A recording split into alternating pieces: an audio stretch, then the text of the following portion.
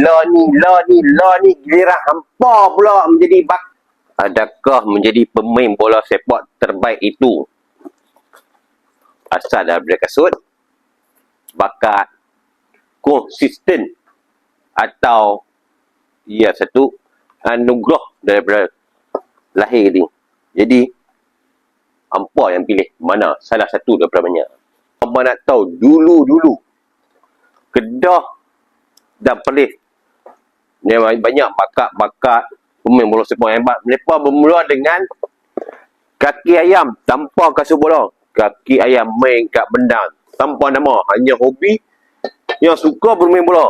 Tapi slow daripada kaki ayam mereka upgrade pakai kasut toyu. Apa kenal lagi dah kasut toyu?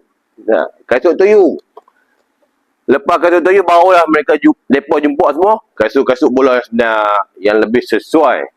Jadi dulu Kedah hampir banyak pemain yang berbakat. Sekarang giliran hampa.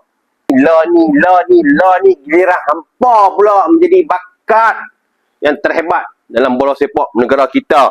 Okey, dekat DBKJ kita ada kasut bola harga 120, hanya 120, bakat konsisten. Yang sudah hampa jangan mak, stock limited. Hampa boleh main ke Dorayaki Perlis, giliran hampa